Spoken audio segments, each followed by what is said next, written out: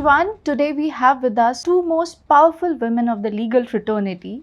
One who has shaped the arena of legal firms or law firms in India, and one who's carrying the fraternity and the legacy forward by bringing new ideas. So please welcome Ms. Pallavi Shroff and Ms. Shweta Shroff Chopra. Thank you both of you for agreeing for this interview. Starting from you, Pallavi ma'am, and you and sir are in the transition process of handing over or transition of leadership to the new generation. How do you keep the core values intact alongside embracing the ideas of the younger generation? So I think we are at a phase where Shardul and I are still active. And as lawyers say, lawyers don't just go away or fade away. We're going to be around for sure. Having said that, I think there is also a time for the next generation of the firm to become leaders at the firm level.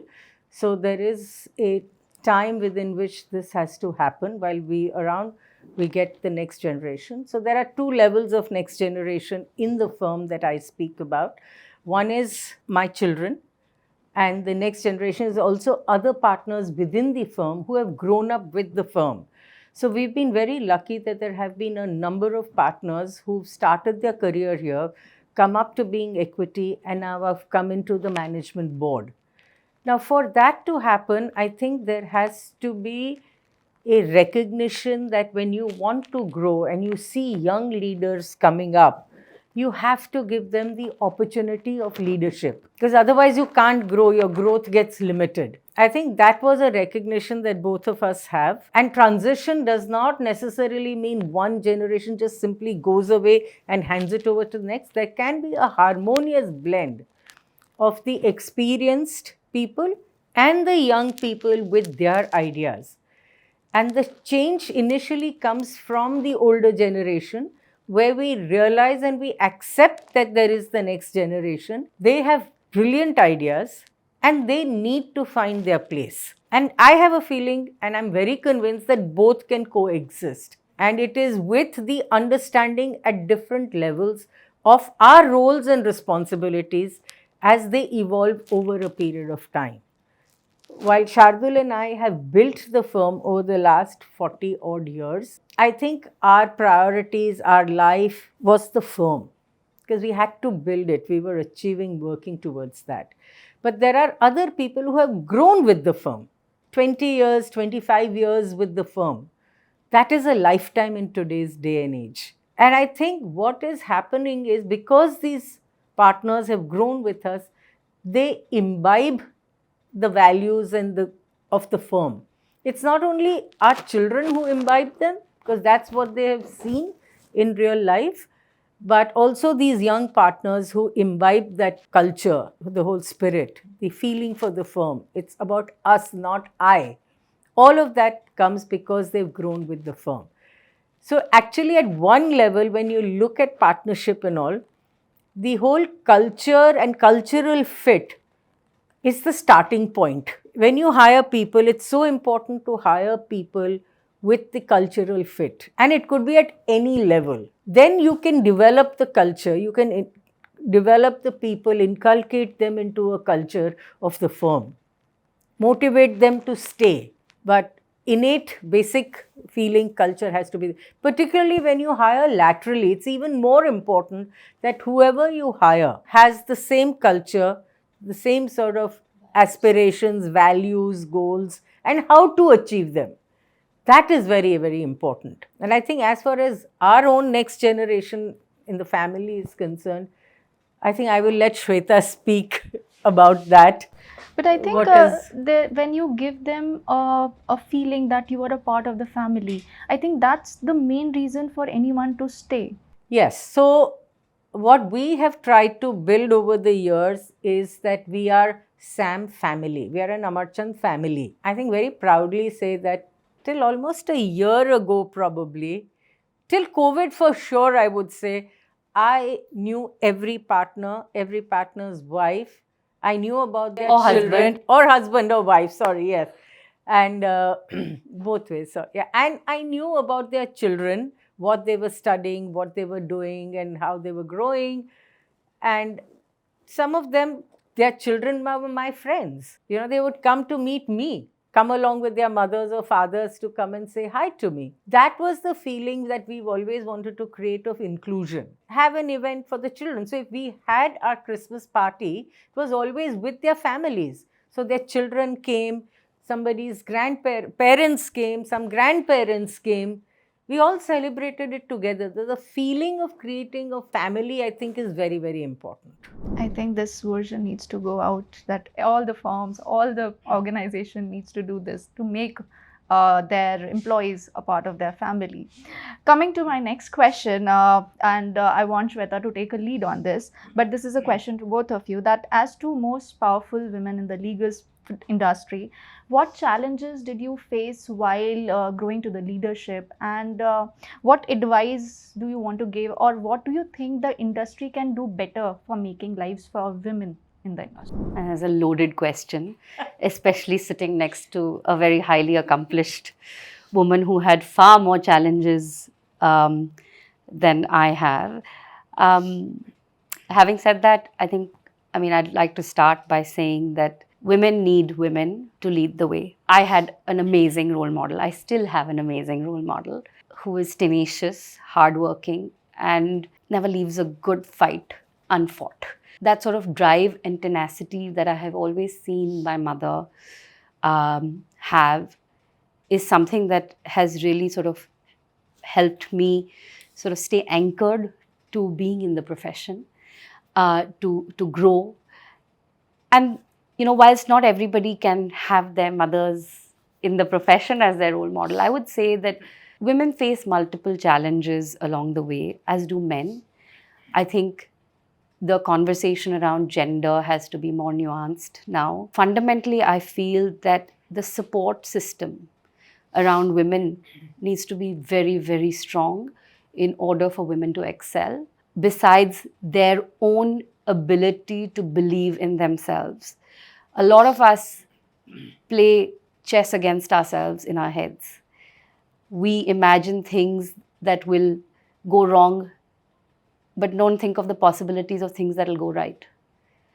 And because of that, we hold ourselves back more than we possibly should. And I think that gets worsened when you don't have a support system, whether it's a supportive spouse, parents, or, even nannies and, drivers and people who make our lives function. Because if your mind can't take care of the basics, you can't be 100% at work. There needs to be both ends of the spectrum. How society, firms, and families can support women better, but also women themselves. I think, personal development is something that women have to focus on for themselves. It's not something that's going to come in an appraisal form and a feedback. It is something that you need to aspire for in terms of how you want to grow, what are the skills you want to develop, how you want to present yourself, what opportunities you want to seize, and not talk yourself out of it. Can you share one of the biggest challenge you faced while growing up? What was that one thing that you faced that this needs to change it, I'm going to change it? Well, Go ahead, don't. Well, I think growing up, which is like school years, I wish my mom was more around. But we have a very, very strong relationship. And now being a working mother of two very energetic young boys, I can understand it from both perspectives. So I try and find a balance. I work from home some days, we sort of find a balance somewhere. So I think that's one thing on a personal level. I travel less. My husband does the bulk share of the traveling. So we find a way, and I have an incredibly supportive mother-in-law who steps in at the drop of a hat. But on a bigger level, I would say that the one thing that growing in the profession, which I felt very lonely about, was mental health. And it really took a lot of toll on me, in the postpartum depression and things like that. And of course, having a mother who had bounced back to work in 28 days, in my own head, I was a failure. And that coupled with, being a partner at a young age, as a young mom, it was a lot to cope with, and I felt like I couldn't talk about it because one had to be a certain way. That's something I want to change, and I'm trying my best to at least normalize the conversation around struggles so that no one never needs to feel alone. I think women struggle in every generation and in whatever they're doing. I think when I started, for example, it was just the acceptability of a woman being in court every single day, wanting to argue her own matters, dealing with clients who would say, "We will wait for Mr. Shroff for hours and an end," and only to be sent back to saying, "Your matter is being dealt with by Pallavi, she will deal with you," and with long face they'd come back. That is not an easy time when clients don't want to talk to you. And you start questioning your own self. Am I competent? Am I not competent? Why is the judge at some point not wanting to hear me?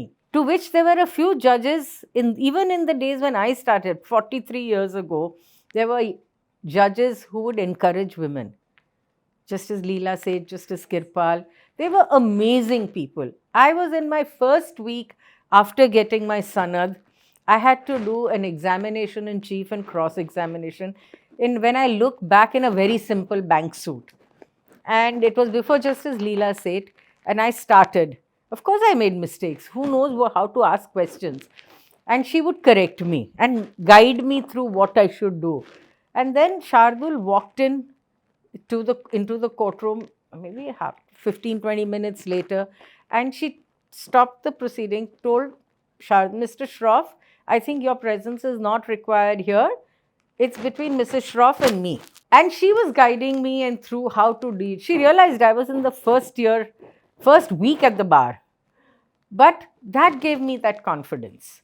To others who were skeptical, there were at least 2 judges I know and whose memories will always be with me, who said, "You know what, you argue, we are listening." I also had 2 young daughters. I used to leave behind a sick child at home with asthma, fever, and I used to call the doctor, would come at a particular time, see the child, call me at 4:30 when I reached office to tell me what was wrong with her and what medicine should be given, because I was not available between 2 and 4. I was in court. So we've gone through that struggle, and for a mother, it's a dilemma. There is no solution. It's a day-to-day you manage. So what she's saying, it's right. You manage day to day. You also live in that constant guilt that you're not. Of course, there doing is guilt. I remember that. I've lived through that guilt, and I can say one day when they were much older, probably teenagers. Probably teenagers. I said, "You know what? I feel very guilty. I haven't spent time with you during the years. I think I should give up work." Instantly, both my girls turned around and said, "No, Mom, you're not giving up. We'll be good girls." But don't give up. We respect you when you work. But there are these dilemmas. Every day there is a dilemma. And all mothers go through it. So if anybody tells you, my day is compartmentalized where I did up to 5 o'clock, I'm in office and then I'm with my children and then I go out, in my mind, it's bullshit. We all make sacrifices. We willingly make those sacrifices. I sacrificed a social life, which was fine. It was a decision I made. I happily lived with it. To achieve somewhere, you have to give up something. Of course. Both of you talked about support systems. Yeah. But for certain women, the support system is missing. And you spoke about motivation being given by Justice Leela Seth, and for you, she was the motivation. But for some women, this motivation is missing. How can we create support system? I think what Shweta said is very correct. Support systems are at 2 or 3 levels. One is your immediate family. It's very important for women to have that support system because that's your emotional anchor. How you are brought up, how you are this thing, that confidence that you have in yourself comes from your immediate family and the anchor. They form your basic anchor, values, systems, everything. Of course, school comes after that, but your first is there.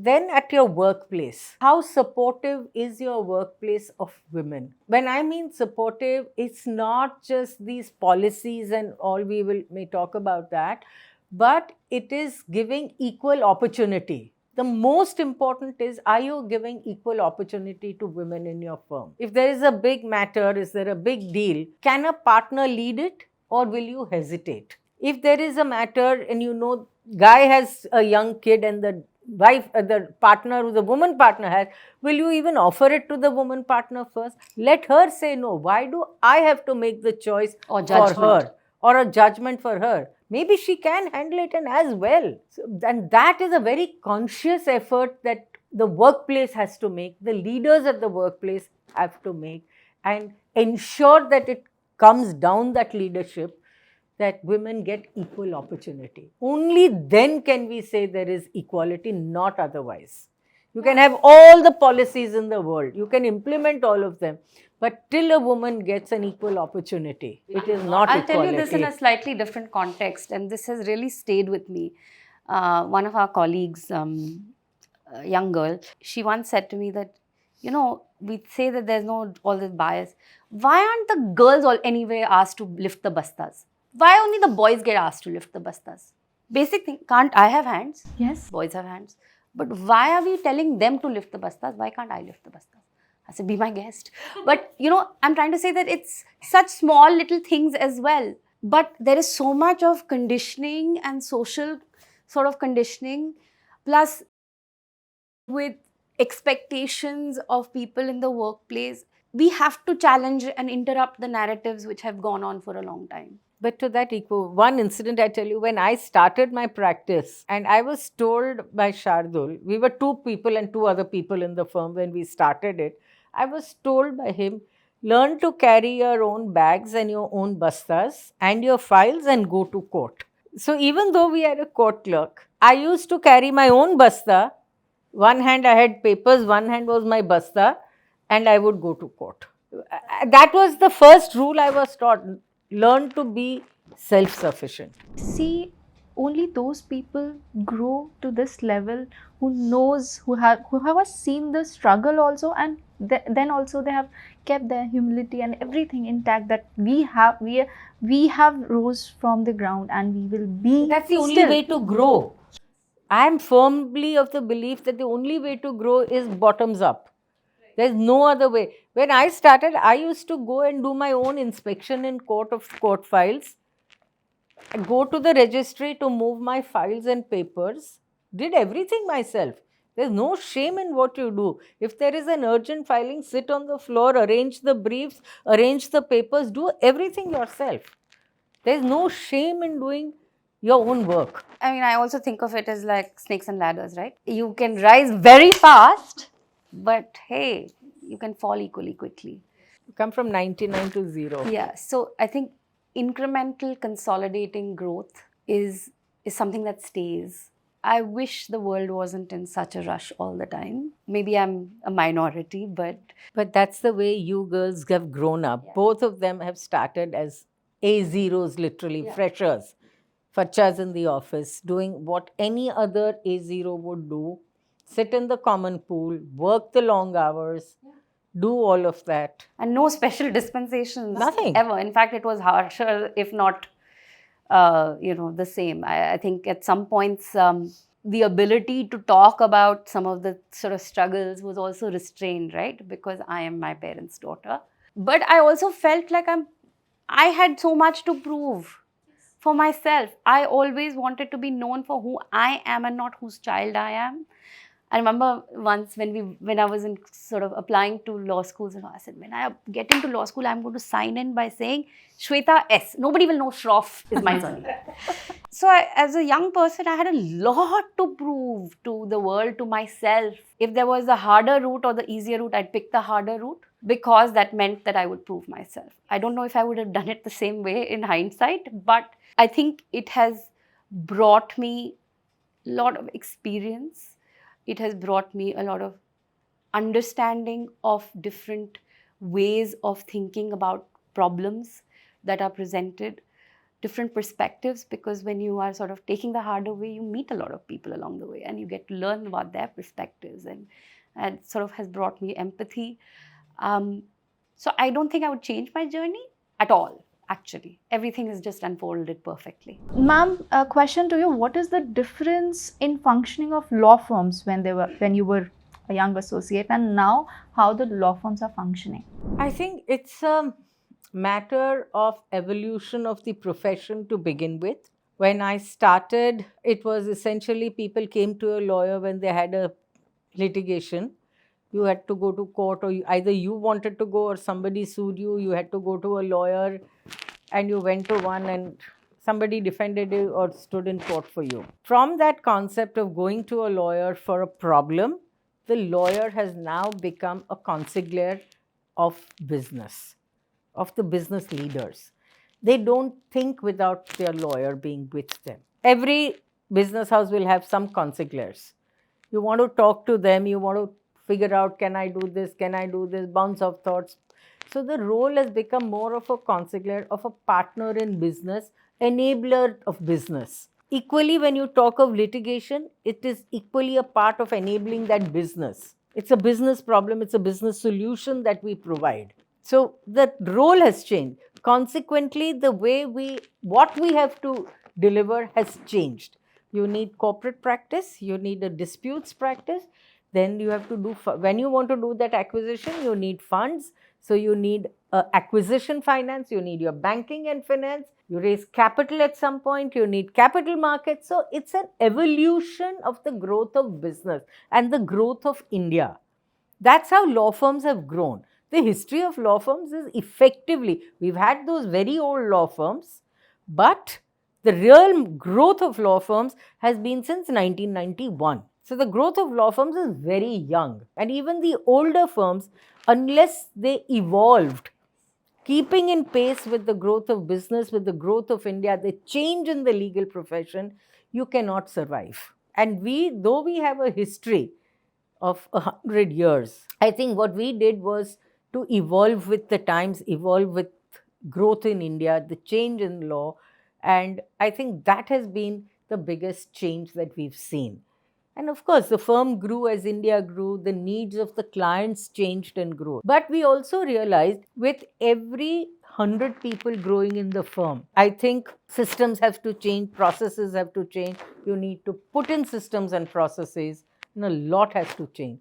So that evolution we have to recognize. And we have consistently recognized the evolution of the firm, bringing in more systems and process. When we were 5 people, we had lunch every day, we discussed, we decided, we finished everything. But now when you have more partners, more people have their aspirations, in the firm, you need good governance, good systems, good processes, ability to deal with people's aspirations, Transparency and growth, predictability. I mean, on a lighter note, there was no mobile, internet, and emails. So, that has been the biggest change from when she was a young associate versus when we are. You're just switched on 24/7. So, Shweta, you raised a very important point about mental health. In the light of recent roar of incidents of EY, 3 to 4 suicides in NLUD, your firm has taken few steps to take care of the well-being of the employees of the team. Would you like to throw some light on that? Sure, Bhumika. I think a couple of things. Firstly, that the steps we took predate a lot of these unfortunate incidents that have happened. During COVID is when we sort of launched our mental health and well-being initiatives, because everybody was struggling at some different level, whether it's their own health or health of loved ones, or the whole uncertainty that COVID brought. So we started then in a small way where we used to host sort of monthly conversations with a therapist, so for people to be able to have the ability to ask questions about things that were bothering them, but also to just normalize the fact that there was nothing wrong with anyone in feeling the way they were feeling. Because everyone was feeling just that it was like a high school disco. Everybody's waiting for the other guy to dance first. Also, during COVID, we launched our employee assistance program through Amaha. It used to be called Inner Hour then. Through that, we do monthly webinars on various topics, from burnout to, how to do goal setting for yourself, what's the difference between general anxiety and depression, and because those words are used like, dhanya mirchi. We started these series of conversations, but more importantly, as a part of our offering, we also have enabled 52 hours of therapy for free for every person as a part of the firm, whether they're a lawyer or not. And the therapy can be utilized, those 52 hours can be utilized by immediate family members as well as a person. And therapy is available in multiple languages. So we wanted to make that extremely inclusive. I'm very pleased that whilst early days there was still resistance, but I find that people are now more and more, talking about Amaha in the office. It's no longer something they hide or only share in confidence with their supervisor, but it's something that we have normalized to a limited extent. I mean, I guess there's lots more to be done on this front, and I mean, the fact that things are going wrong shows that the system is not fixed. Conversations are the first point of trying to work towards a solution. So that's on the one side. But also we realize that there are some sort of things which are structurally broken in the world If of I can corporate just law. add one thing. It's the conversation, but before that, I think the acceptance of the fact that a mental health problem is like any other ailment that a person gets. To make it acceptable as a piece of conversation to begin with, for somebody to recognize that I have a mental health issue, and for a firm to say, yes, you may have one, but that's okay. It's not like what people thought if you had a mental breakdown or if a mental health issue, pagal ho gaya. That was the old feeling, but that's not correct. As a firm to accept this was the very first step, and I think that started just before COVID, Shweta? During COVID, yeah. Okay, during COVID and little before COVID, probably we thinking about this and accepting this as it's just a wellness issue and then a problem. If you recognize this first as a wellness issue and start dealing with as a wellness, then if there's a problem, we'll deal with it. But let's talk about it openly and freely. Also, we live in denial mode for years, and after a point when we come to an edge where there is no way you can't do anything about it, then we come out in open. But also I feel the fraternity, there are some cons to it when you Yes. open about it. Yes. The acceptance, and also there are some ill effects or some Consequential effects that happen, I agree. But as a firm, therefore, our first step is to accept it. And not only the senior people, but generally have it as something that you can talk about freely. It's not a taboo. It's a very long journey. I think we have started the journey, if you ask me. I will tell you a simple step. I can tell you the number of days I have faked a stomachache or a headache when I'm actually just sobbing. We now have mental health days. Anybody is free to ask for a mental health day as a part of their sick leave. Why should anybody have to fake a headache or a stomachache when they're not feeling very hopeful? It's small things like this which also change the narrative. Does the firm have this policy that Yes. they can You want to talk talk about with her about Yeah, share so some of these? I think earlier this year we introduced a spate of some new initiatives. One is we brought in mental health days. People are free to ask for a mental health day. The other thing that unfortunately over the years, and I know that this will again be met with some degree of, I'm in a minority, is that we think of rest as taboo. That unless you're productive all the time, you're not useful. And the truth is that rest is such an important part of high performance. If you look at elite athletes, they all have a rest, nutrition and exercise regimen which makes them perform on the field when they need to perform, besides the intense practice, etc. I think understanding and accepting that rest is important is something that was unheard of. People would glorify the fact that they had not taken their leave entitlement for the year. I think there's something seriously wrong with that. So for starters, we have now declared that every year between Christmas and New Year, there will be a rejuvenation break. That is something that people should enjoy with their families.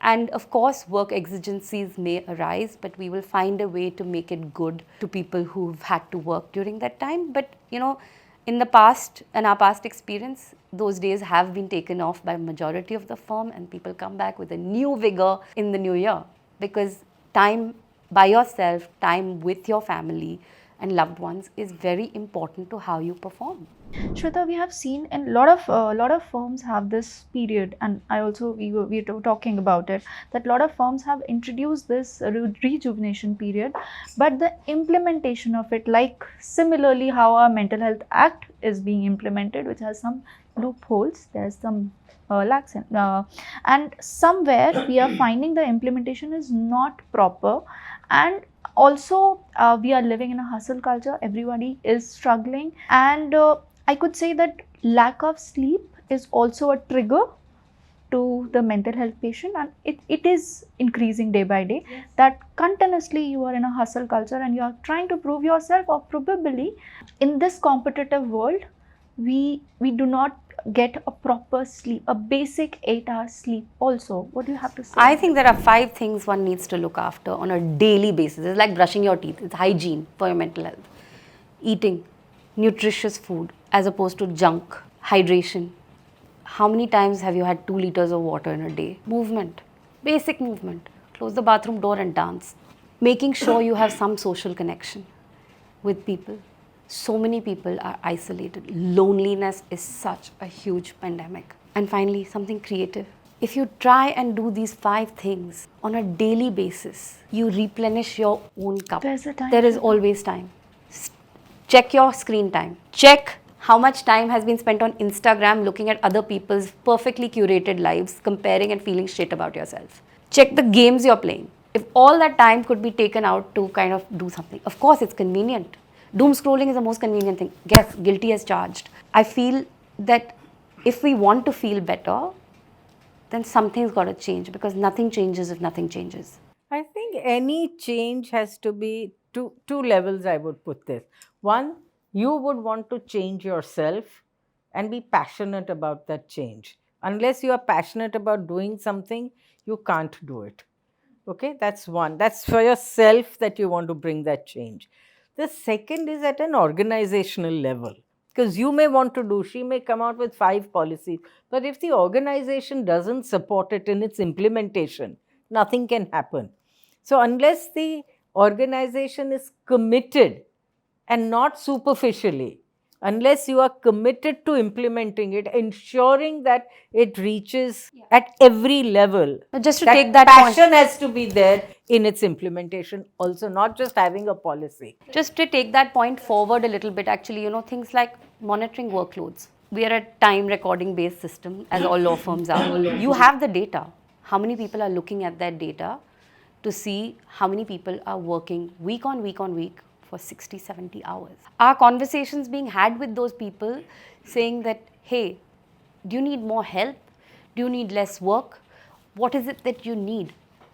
The conversation, unfortunately, is a one-way conversation between the leadership or the management and an employee or an associate. And that's something that we are trying to change.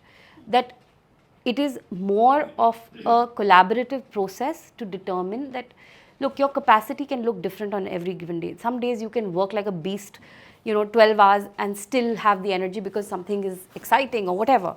And other days, 8 hours is a struggle.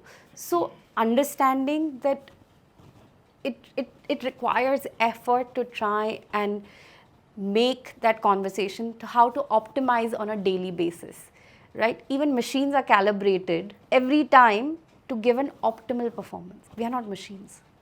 We need it much more. So I would say that, that is one part, having the conversations, watching the data, watching people, signs, and not seeing people as a means to achieving a deadline. That's what one needs to focus on. I'll tell you, there are very small ways out of this. Somebody's just done a very big matter, hearings over, now we have to wait for the judgment. It hardly takes anything to take half a day off. People have worked day and night to do something. You have deal deadlines, and you work through the night for Half the time I know people are working. It's not only our firm, there are other firms also on the other side, right? So we know they work day and night. Competition law filings, massive filings, 10,000 page filings. A whole team is working overnight for 3 days, 4 days. Once that filing is done, just to say, just go home, take the rest of the day off, relax, come back. I think that very small thing. Ma'am, law firms are considered to be a high pressure Even in that high pressure, believe me, people can take that half day off without work dropping. I just want to understand from you that this is at the top level when we are talking about. Do you think the ground level, this kind of acceptance is there that they should give their team members? That is what I'm saying actually. Team members who have worked, so there are 10 people who have worked 3 nights in a row. When that deal is over, if it's evening, The deadline is over. the Whatever. deadline is over, you've done your filing, whatever you've had to do, just go home, chill. Maybe if it's afternoon, take the rest of the day off. If it's in the evening, take the next day off. And I'll tell you, people feel so happy when they get to sleep late in the morning. They feel more rejuvenated. And I know there are people who are very conscientious about their work. When they surface after their rest, they will open their computers and check and do what they have. I don't need to tell them. But the fact that we think of them and we think of the fact that they need that rest, I think that is important. So, I mean, I think, look, it's always going to be a mixed bag, right? My goal is if majority thinks in a certain way, the minority will catch on. There's always a tipping effect, a tipping point, right? So, I think the idea is to normalize the conversation and say that, hey, why aren't you doing it? Right? Why is the conversation not the other way? Saying that, why aren't we asking people saying, hey, I heard you didn't give the day off. What's wrong with you? Do you see? The narrative needs to change. That's a great perspective. Thank you, Shweta, for talking about it. But also, I think in India, we have some kind of competition.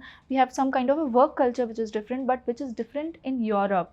You must have seen the work culture, work environment is completely different. Do you think we can ever achieve that kind of work environment in India? Well, can I go first? Having worked in the UK a long time ago, but I would say multiple things are different. Their firms are just more sort of have been there for a longer time. They are larger, and therefore there are more robust systems and processes.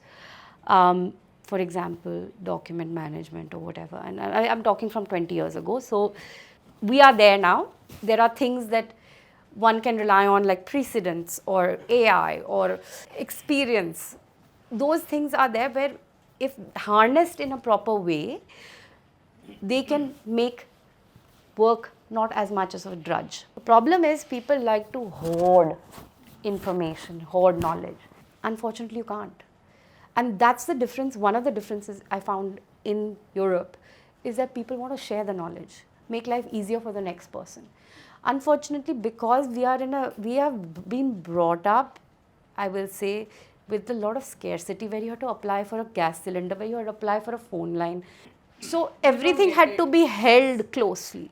Unfortunately, that's not the world we live in anymore. There was a time where what you remembered, jitna aap yaad rakh sakte the exam ke liye, that would determine how much your score would be in the exam. Now the answers are all available in the open. My son has open book exams. The answer is you have to know where to look for the answer and how to apply it. So the way of learning has shifted, but this hoarding culture has to move. So that's one. The second thing I would say is that a respect for time off. Time off doesn't mean out of office, but on the phone, on the laptop, means time off. Recognizing that you need that. The third thing I would say is, and this is controversial, there's a lot of incivility in the workplace, in most workplaces in India. It is normalized, and I feel very strongly about it, so I would.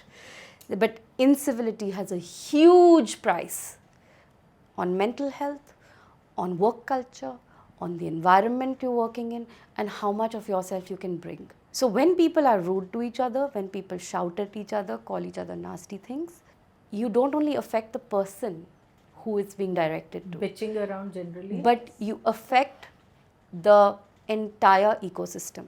And so the cost of incivility that many workplaces in India are paying is something they don't even know. There is no gratitude day or feeling of gratitude anymore. We are losing that, unfortunately, just as we are losing the art of writing a letter because we are now doing on WhatsApps and emails and all of that. Same thing is happening. Also, we are in a generation where people only nitpick things. They will only look at your negative point, not at your positive point. And that's why we continuously analyze ourselves whenever we get to hear something negative. We see ourselves. We have seen ourselves. Though a performance evaluation is supposed to be both, it is always what you didn't do. You have to move away from that sort of a culture. I think there's always like a, I wish people celebrated strengths more, because that creates a virtuous cycle, not a vicious cycle.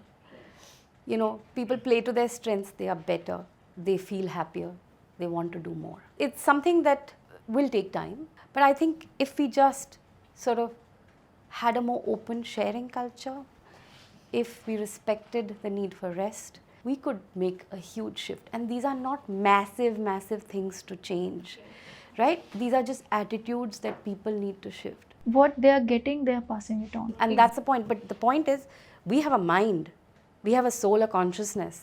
And so if you're getting and passing it along, then what are you here for? It has to pass through that filter.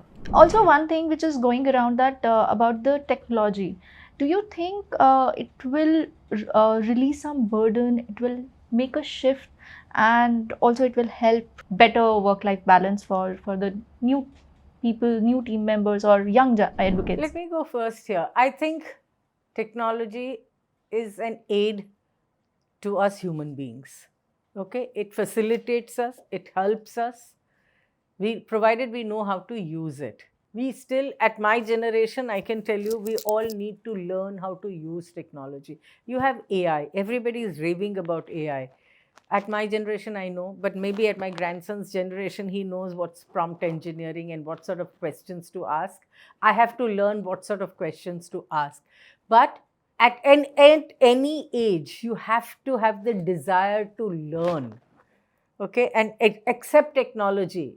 It's a boon. It helps you to cut down your work, cut down all the unnecessary flaff that you have to go through. Also, are we feeling a bit addicted to technology and we have stopped looking life apart from that? I think there's a time and place for use of technology, and there's a time and place to do what you are told. I mean, how the way we were trained in law, I would say. Today, when you ask a youngster to bring you some research on a proposition, she would sit on a computer, Google. First is just Google, and Dr. Google will tell them whatever they need to be told, and that's what you get. Second is they'll go to all these SEC Online.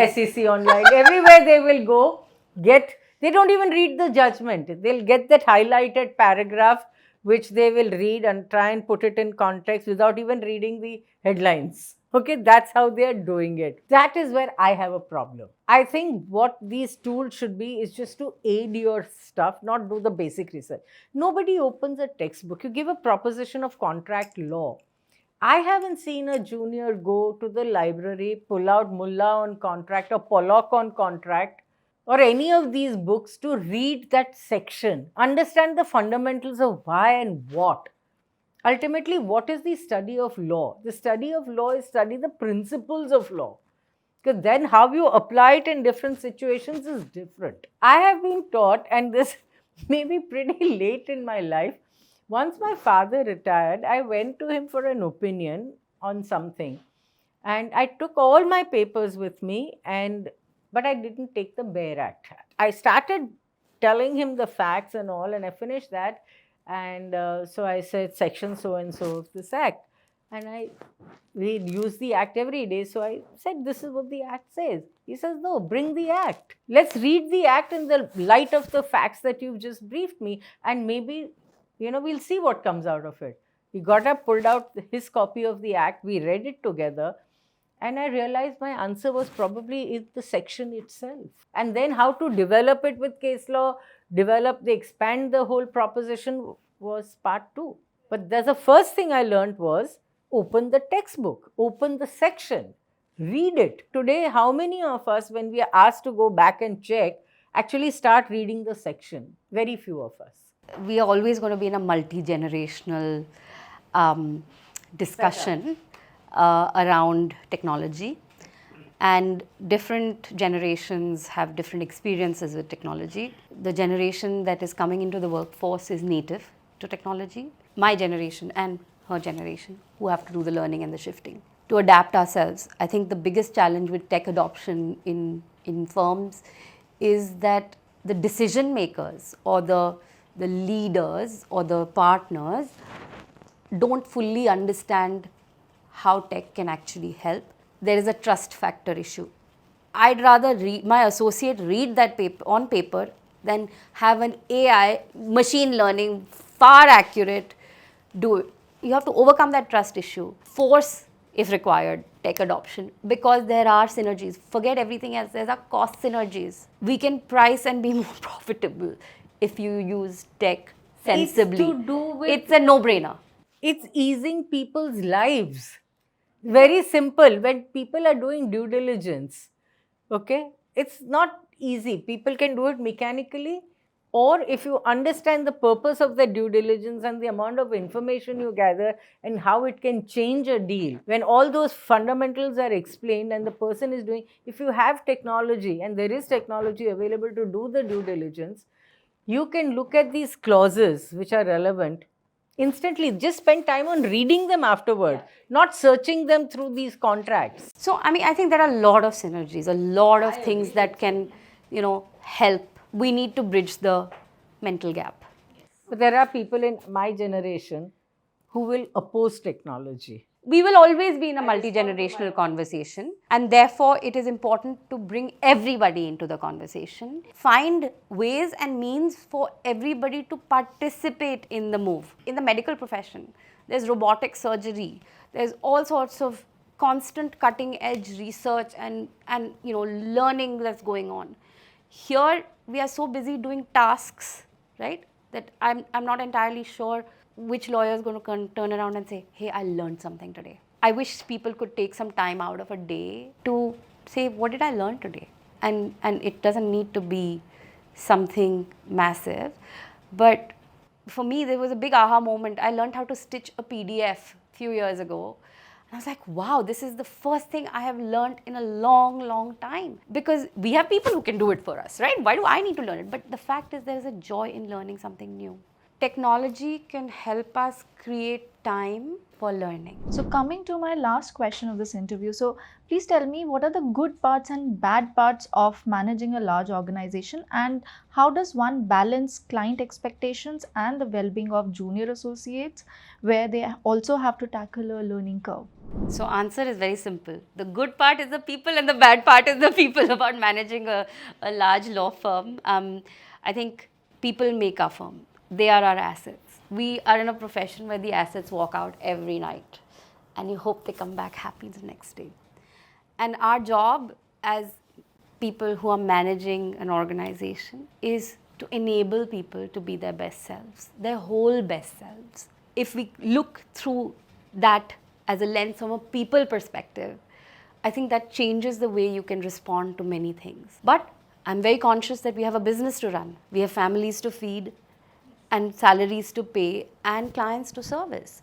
So I think it doesn't have to be either or. But I think the awareness of finding the balance between being people-centric, heartful, and being excellent at what you do, and redefining what the client value proposition is. Unfortunately, we are in a time where I feel that the client value proposition is, am I available 24/7 and can I do this for nothing? The first one, I think, where am I available 24 hours, is pretty much an expectation of the client. And I've seen this change over the years. The clients in the time when I started my practice wasn't being available 24 hours. Business hours, are you available? Maybe a little bit, just a phone call to fix a meeting or something at the end. To which it started with some clients calling you early morning. You know, it's again, I will say, if you just look at India culturally, a lot of the clients from South India will call you early morning. A lot of the clients who are from the North India and other parts of India will start calling you after your office hours. These are cultural aspects and they're normal. You work with the US, all your calls will start after 6:30. If you work with Singapore, Hong Kong, Far East, it will all start in the morning. So these are basically the ways in which people are adjusting to time zones of doing international business. Okay, that is one thing we have to accept. But when this changes into that pressure, you know, whether are we putting that unrealistic deadlines on ourselves, or when client is not expecting that deadline or delivery in 24 hours, but we tell our associates, I want it in 24 hours. And then it sits on your desk not being reviewed. You know, those, and the ability, as Shweta had said earlier, to have that conversation with the client. Yes. You know what? You can take this in 3 days. You don't need it in 24 hours. You have other activities going on in parallel. Let's do a good job. I've had these conversations with clients when the client has put a pressure on our team saying, I need this tonight. And I've picked up the phone and said, you cannot get it tonight. I need 2 days more to give this. Data is coming in.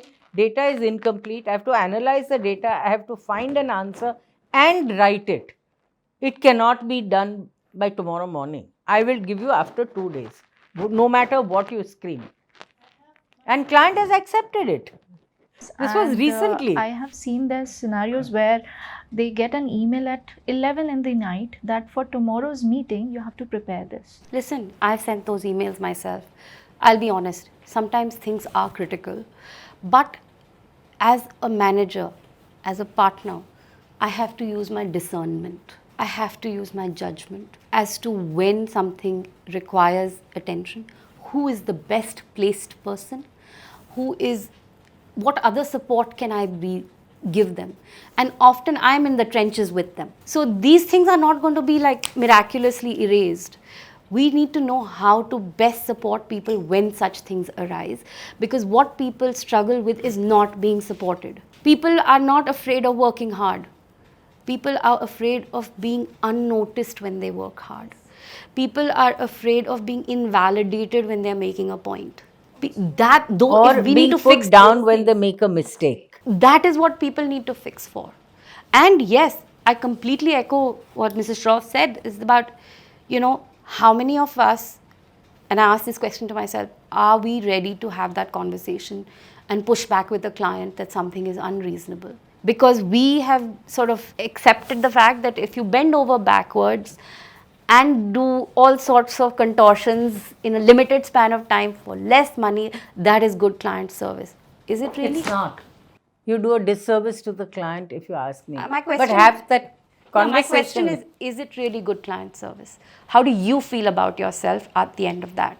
There are very rare senior lawyers that I have met who are excited about what they are doing and know that their team is excited as well. Have the conversation, enjoy the work you're doing. There will always be deadlines. There will be things that you will lose. I feel that we can't be so microscopic and have to have a more longitudinal view to life, because we overestimate what we can do in a day but underestimate what we can do in a year. Beautifully explained, Shweta. Thank you so much, and thank you so much, ma'am, for giving your time. I think this interview gave so many perspectives, and also for young advocates also who always thought that top management is not doing enough for them. You actually said it very correctly that the policies are framed. Everything is framed. You just have to see the light. And that's in each person's hands. It's very easy to blame a system. You may not be able to change the entire ecosystem, but if you chip away, one day the scenery will look different. Beautifully said again. Thank you so much.